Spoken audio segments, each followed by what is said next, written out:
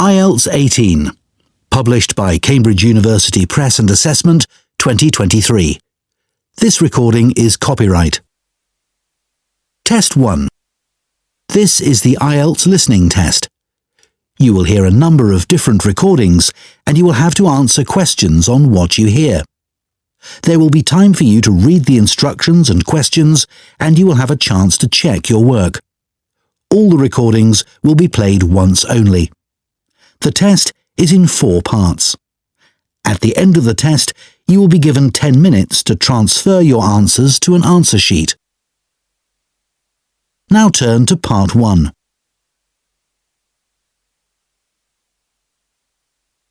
Part 1. You will hear an interview with a woman who is doing a survey on transport. First, you have some time to look at questions 1 to 5.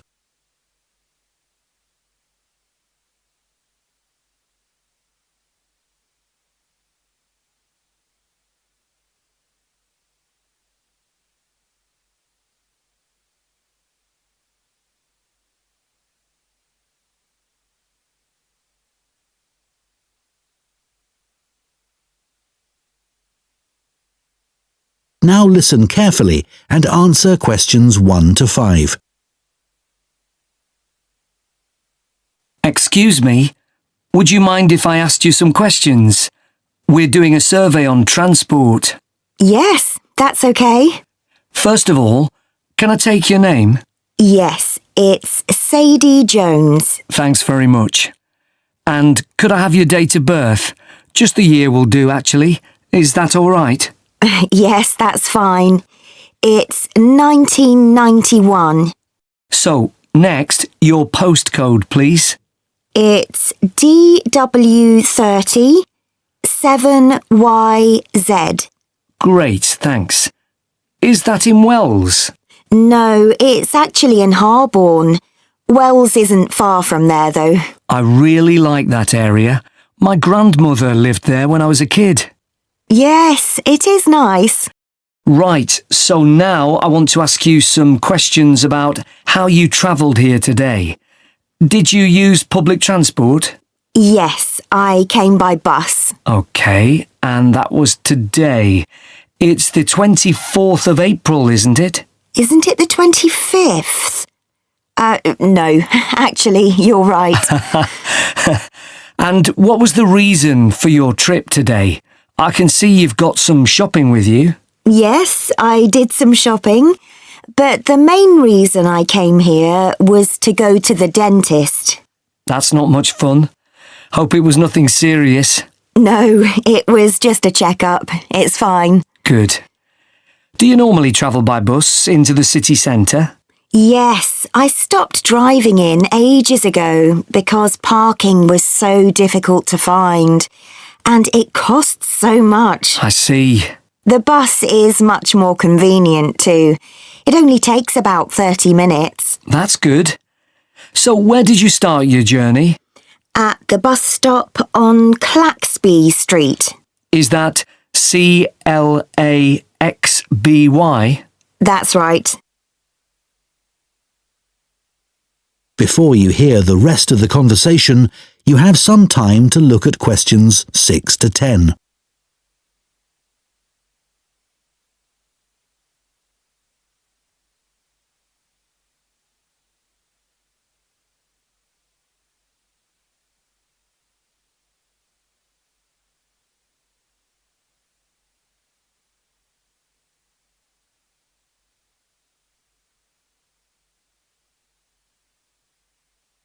Now listen and answer questions 6 to 10. And how satisfied with the service are you? Do you have any complaints? Well, as I said, it's very convenient and quick when it's on time. But this morning it was late. Only about 10 minutes, but still. Yes, I understand that's annoying. And what about the timetable? Do you have any comments about that? I suppose I mainly use the bus during the day, but any time I've been in town in the evening, for dinner or at the cinema, I've noticed you have to wait a long time for a bus. There aren't that many. OK, thanks. So now I'd like to ask you about your car use. Well, I have got a car, but I don't use it that often. Mainly just to go to the supermarket. But that's about it, really. My husband uses it at the weekends to go to the golf club. And what about a bicycle? I don't actually have one at the moment. What about the city bikes you can rent? Do you ever use those? No, I'm not keen on cycling there because of all the pollution. But I would like to get a bike. It would be good to use it to get to work. So why haven't you got one now? Well, I live in a flat on the second floor and it doesn't have any storage. So we'd have to leave it in the hall outside the flat. I see. OK, well, I think that's all we need from you today, Sadie. That is the end of Part 1. Part 2. You will hear a woman speaking to a group of people who are interested in becoming volunteers for an organisation called ACE. First, you have some time to look at questions 11 to 15.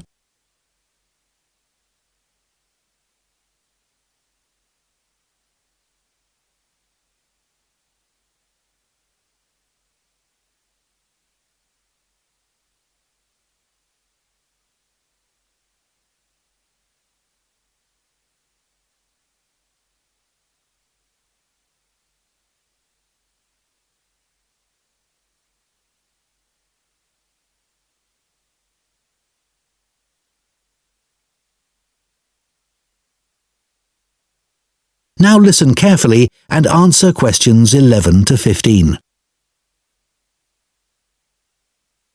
Good evening, everyone.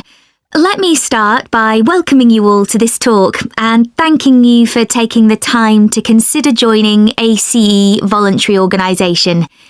ACE offers support to people and services in the local area, and we're now looking for more volunteers to help us do this. By the way, I hope you're all comfortable. We have brought in extra seats so that no one has to stand, but it does mean that the people at the back of the room may be a bit squashed. We'll only be here for about half an hour, so hopefully that's okay.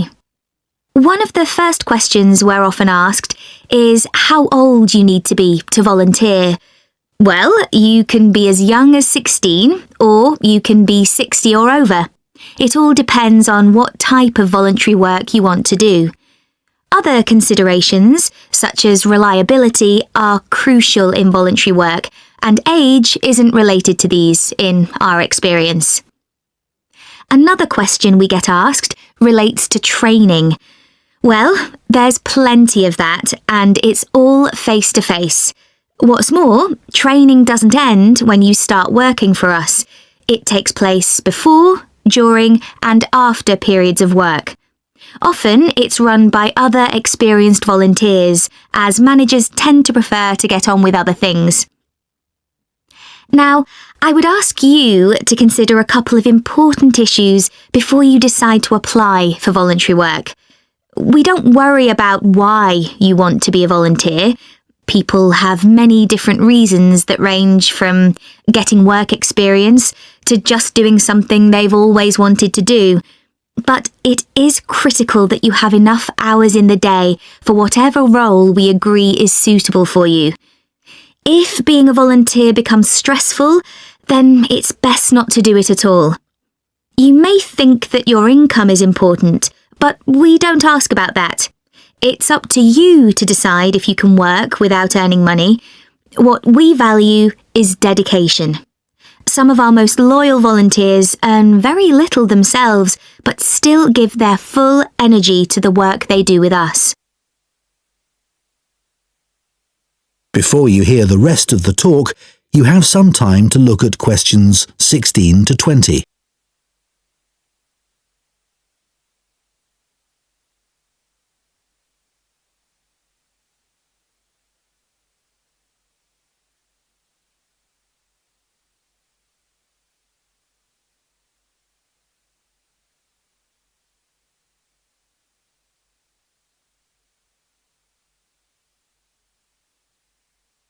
Now listen and answer questions 16 to 20.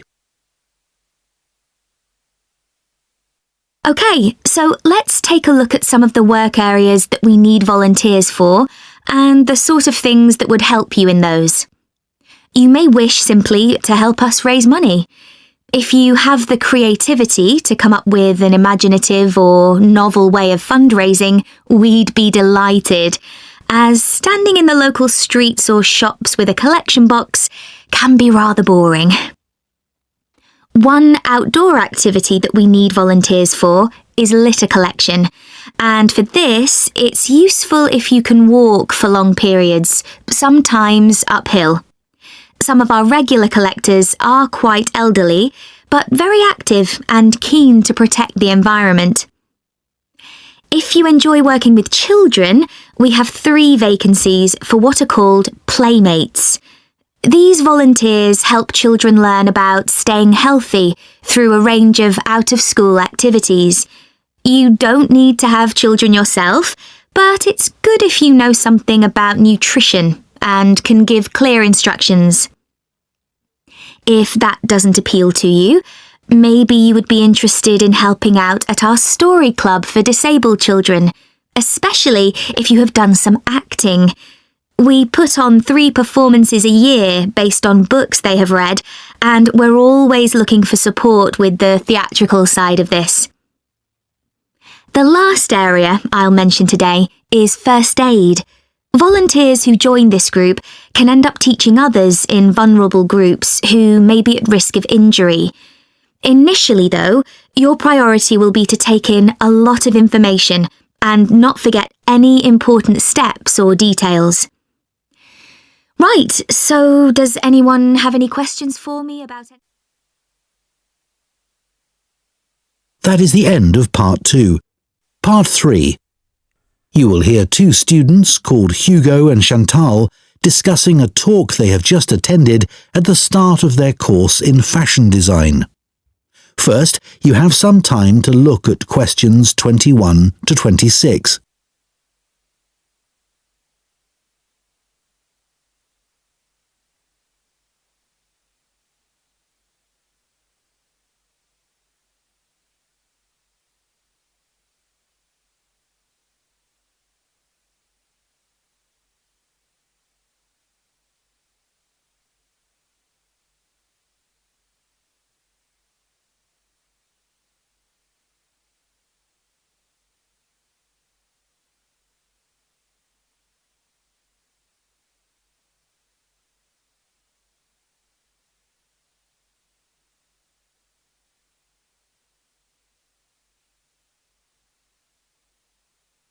Now listen carefully and answer questions 21 to 26. Hi, Chantal. What did you think of the talk then? Hi, Hugo.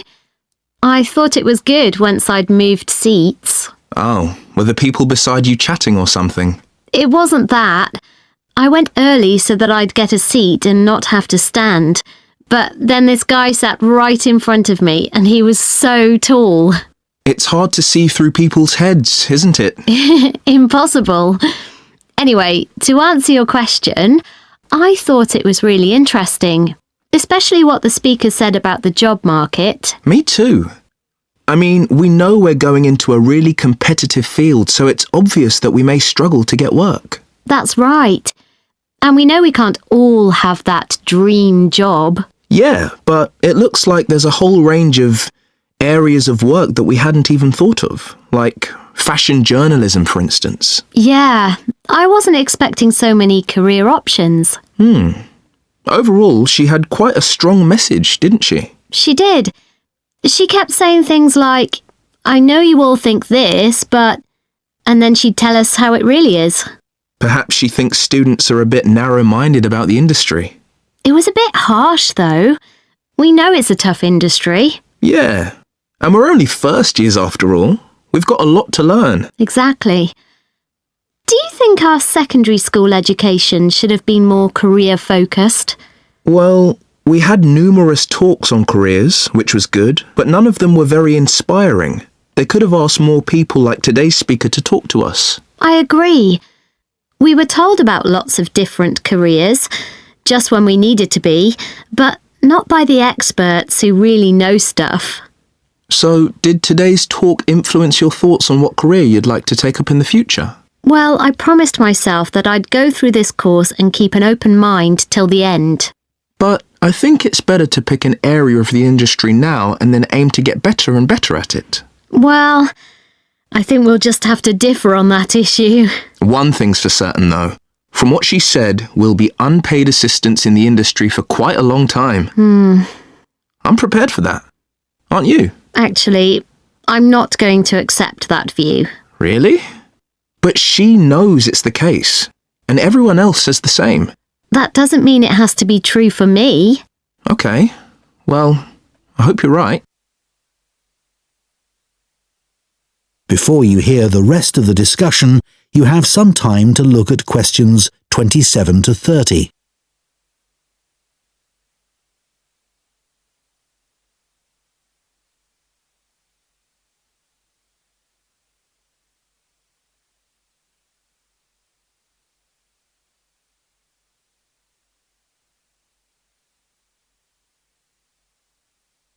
Now listen and answer questions 27 to 30.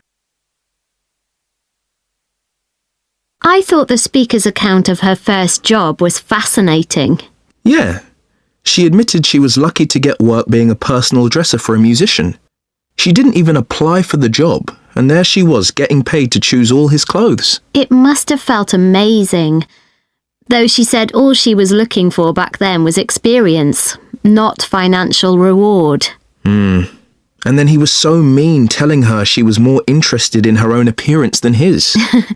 But she did realise he was right about that, which really made me think. I'm always considering my own clothes, but now I can see you should be focusing on your client. She obviously regretted losing the job. Well, as she said, she should have hidden her negative feelings about him, but she didn't. It was really brave the way she picked herself up and took that job in retail. Fancy working in a shop after that? Yeah, well, she recommended we all do it at some point. I guess, as a designer, you'd get to find out some useful information, like how big or small the average shopper is. I think that's an issue for manufacturers, not designers. However, it would be useful to know if there's a gap in the market, you know? An item that no one's stocking, but that consumers are looking for. Yeah, people don't give up searching. They also take things back to the store if they aren't right. Yeah. Imagine you worked in an expensive shop and you found out the garments sold there were being returned because they fell apart in the wash. Yeah, it would be good to know that kind of thing. Yeah. That is the end of Part 3. Part 4.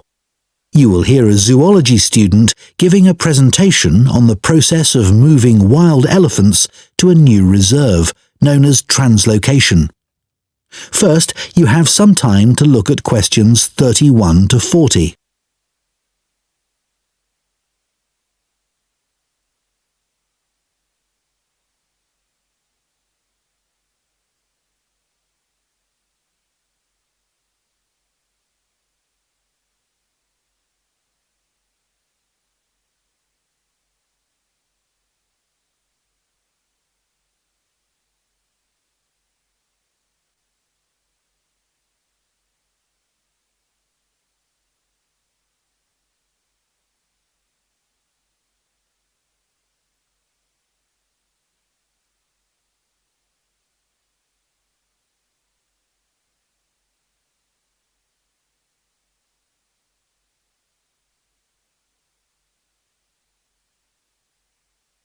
Now listen carefully and answer questions 31 to 40. For my presentation today, I want to tell you about how groups of elephants have been moved and settled in new reserves. This is known as translocation and has been carried out in Malawi in Africa in recent years. The reason this is being done is because of overpopulation of elephants in some areas. Overpopulation is a good problem to have, and not one we tend to hear about very often.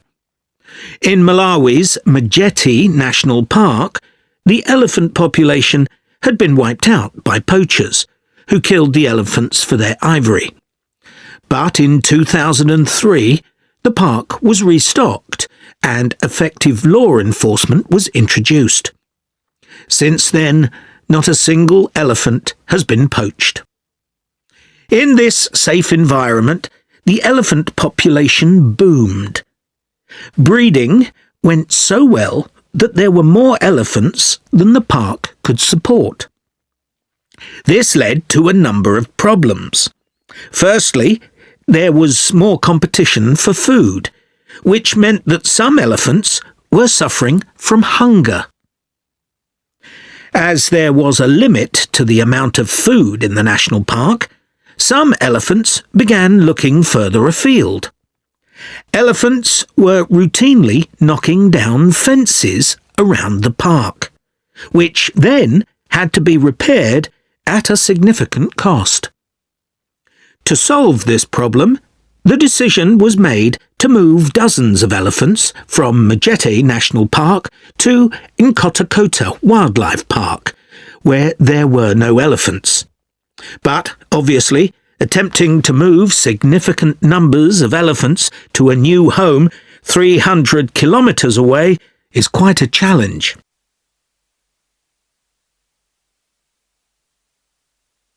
So, how did this translocation process work in practice? Elephants were moved in groups of between 8 and 20, all belonging to one family.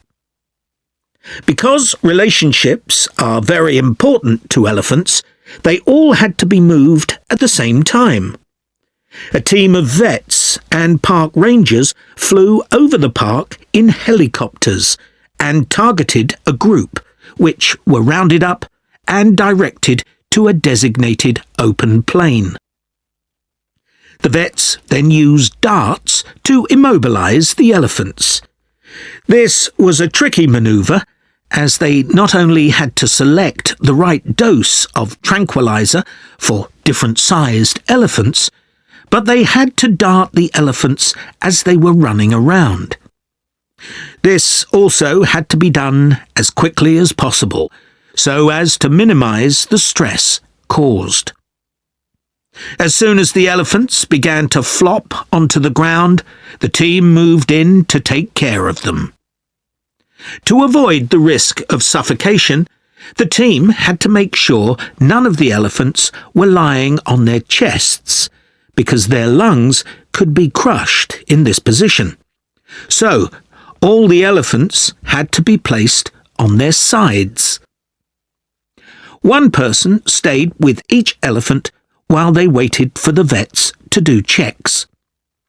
It was very important to keep an eye on their breathing. If there were fewer than 6 breaths per minute, the elephant would need urgent medical attention. Collars were fitted to the matriarch in each group so their movements could be tracked in their new home. Measurements were taken of each elephant's tusks. Elephants with large tusks would be at greater risk from poachers, and also of their feet. The elephants were then taken to a recovery area before being loaded onto trucks and transported to their new home. The elephants translocated to Nkotakota settled in very well, and the project has generally been accepted to have been a huge success, and not just for the elephants. Employment prospects have improved enormously, contributing to rising living standards for the whole community. Poaching is no longer an issue, as former poachers are able to find more reliable sources of income. In fact, many of them volunteered to give up their weapons, as they were no longer of any use to them. More than 24 elephants have been born at Nkotakota since relocation. With an area of more than 1,800 square kilometres, there's plenty of space for the elephant population to continue to grow. Their presence is also helping to rebalance Nkotakota's damaged ecosystem and providing a sustainable conservation model which could be replicated in other parks. All this has been a big draw for tourism, which contributes 5 times more than the illegal wildlife trade to GDP, and this is mainly because of the elephants. There's also been a dramatic rise in interest from others. That is the end of part 4. That is the end of the listening test. In the IELTS test, you would now have 10 minutes to transfer your answers to the listening answer sheet.